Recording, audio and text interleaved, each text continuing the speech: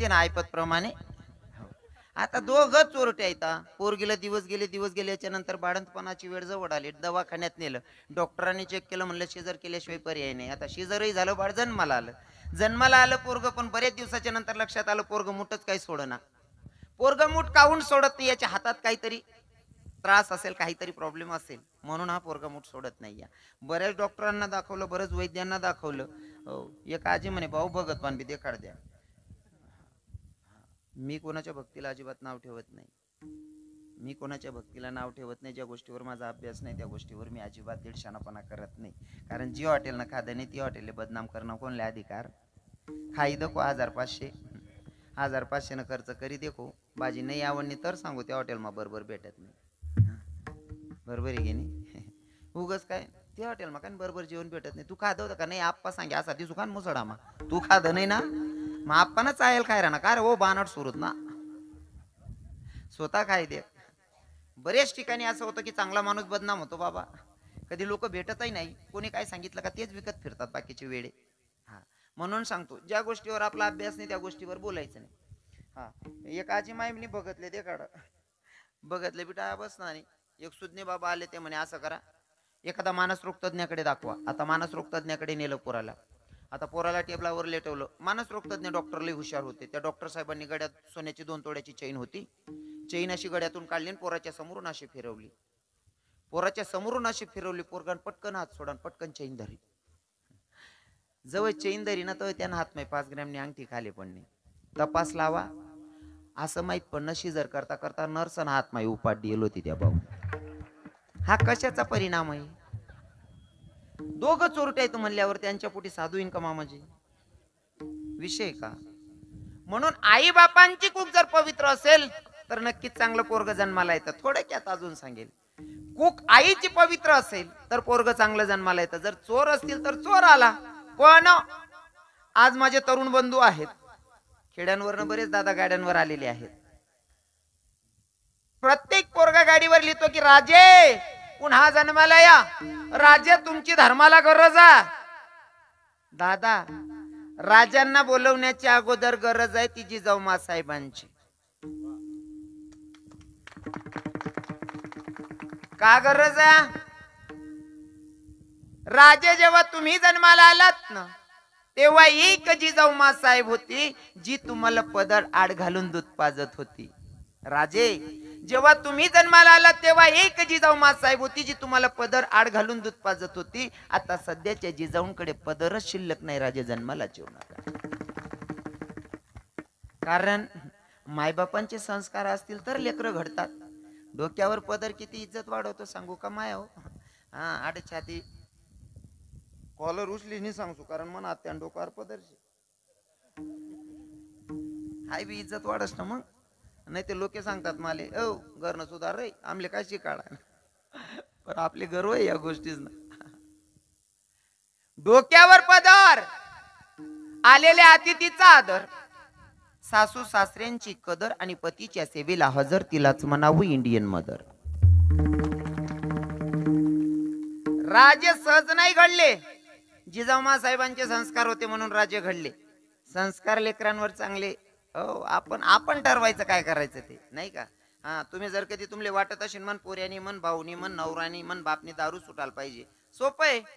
काय कोणता वैद्याकडे जाऊ नका. बसल्या बसल्या स्वयंपाक करत असताना रामकृष्ण हरी म्हणा, राधे राधेचं भजन गा, भगवंताचं नामचिंतन करा. 1-2 वर्षानं तुमच्या नवऱ्याची, तुमच्या भावाची, तुमच्या पोराची, तुमच्या जे पण असतील त्यांची दारू सुटते, गॅरंटी आपली. फक्त रांधाण टाइमले देवनं भजन करू. पण आपण रांधाण टाइमले देवना भजन नाही राहत तुम्हाला. हा, मयूर बाबा डिंग डांग डिंग, आता ते कम आहे बा. तुम्ही डिंग डांग डिंग म्हणतस ना बाबा, या लोके डिंग डांग डिंग म्हणतस मनीषीन ते तू डिंग डांग करतच संध्याकाळी. हा, आपल्यावर पोरग चांगलं जन्माला आलं तर फळही चांगलं भेटतंय त्याचं, नाही का. तर आत्मदेव नावाच्या घरामध्ये, आत्मदेव नावाच्या ब्राह्मणाच्या घरामध्ये 2 लेकर आहेत. एक गाईचा पुत्र आणि एक त्यांचा पुत्र. पण गाईचा पुत्र म्हणजे साधूचा प्रसाद होता. एवढा चांगला संस्कारी मुलगा जन्माला आला की त्याला फक्त भगवंताचा वेळ होतो. आणि हा भाऊ लहानपणापासून चोऱ्या करायचा, लहानपणापासून नको त्या गोष्टी करायला लागला. बापाला वाटलं की साधू बाबा सांगत होते तेच खरंय. साधू बाबाला मी सांगितलं माझ्या पोटी संतती नाही, या पुत्र झाला पाहिजे. पण साधू बाबांनी सांगितलं होतं तुम्हाला मुलगा नाही म्हणून रडताय का? ज्यांना 4-4 मुलं ते पण रडतायत. खरी गोष्ट आहे, न होता तेव्हा पण रडत होतो, झाल्याच्या नंतर जास्त रडावं लागतं. त्याच्यापेक्षा नसता झाला तर बरं झालं असतं. मग आता झालाय तर पर्याय काय? म्हणले हा काय जगू देत नाही. मग आत्महत्या करून मारायचा अजून निर्णय घेतला आत्मदेव नावाच्या ब्राह्मणानं. तिथं सुद्धा जात असताना गोकर्णानं थांबवलं गाईच्या पुत्रानं.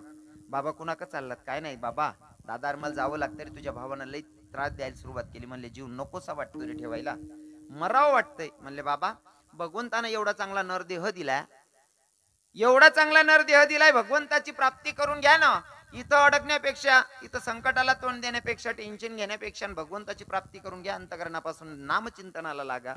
आत्मदेव नावाचा ब्राह्मण भक्तीकडे वळला, अंतकरणापासून देवाची भक्ती करायला लागला. आता तो संसारात मुक्त झालाय. पण त्याची पत्नी धुंदुलीला त्रास द्यायला सुरुवात केली. एवढा त्रास धुंदुली सुद्धा मरण पावली. आता एवढं पाप केलं धुंदुकारीनं, एवढं पाप केलं. शेवटी परस्त्री या घरात घेऊन आला. जे वेश्या व्यवसाय करतात त्या स्त्रियांना घरात घेऊन आला. एवढं पाप. त्या बायांना पण वाटलं बाई ग आपणच एवढे आहेत, हा रोजच्या दुसऱ्या बायका आणतोय. म्हणले आहे त्या इष्टटीत वाटणी पडेल, त्याच्यापेक्षा असं करूयात यालाच मारून टाकू, म्हणजे इष्टटीत आपल्याला व्यवस्थित तरी वाटणी मिळेल नाही का. धुंदुलीचा मुलगा धुंदुकारी झोपलेला आणि रात्रीचा प्रहर आहे, मध्यरात्र. झोपेतच 4 पायला त्याला बांधलं. त्याला तुम्ही काय म्हणतात? खटिया, खाट म्हणतात ना. त्या 4 पायला बांधलं आणि बांधल्याच्या नंतर त्याच्या तोंडामध्ये हार ओतला. विस्तो ज्याला आपण म्हणतो हार, चुलीमधला हार त्याच्या तोंडात ओतला आणि त्याला जिवे ठार मारलं. मोबाईल उचलूच नका. जिवे ठार मारलं आणि त्याचा आत्मा भटकत होता. आणि गोकर्ण आता तिकडनं पृथ्वी प्रदक्षिणा करून गावाच्या शिवजवळ आला. आणि तिथं नको तसले आवाज यायला लागले. तेव्हा गोकर्णानं सांगितलं भैया कोण आहेस, काहून घाबरवतोय? म्हणले दादा मी तुला घाबरवत नाही रे, मी तुझा भाऊ आहे. कोण? म्हणले मी धुंदुकारी. अरे तुझी अवस्था अशी कशी? म्हणले दादा तू तर चालला गेला, आई वडील माझ्यामुळे मरावं लागलं. पण दादा ऐक ना, मी एवढं पाप केलं, परस्त्री या घरात घेऊन आला, त्या बायकांनी मला जीवे ठार मारलं, माझी भगवंताची गाठभेट झाली नाही, माझा आत्मा भटकतोय, मला भगवंताची प्राप्ती झालेली नाही. तू काहीतरी कर ज्याच्याकडं मला भगवंताची प्राप्ती होईल, माझा आत्मा भटकतोय म्हणला. मग गोकर्णानं काय केलं? भागवत कथा लावली. 7 दिवसाची कथा ऐकली. आणि कथा ऐकल्याच्या नंतर 7व्या दिवसाची कथा पूर्ण झाली आणि धुंदुकारीच्या आत्म्याला शांती लाभली.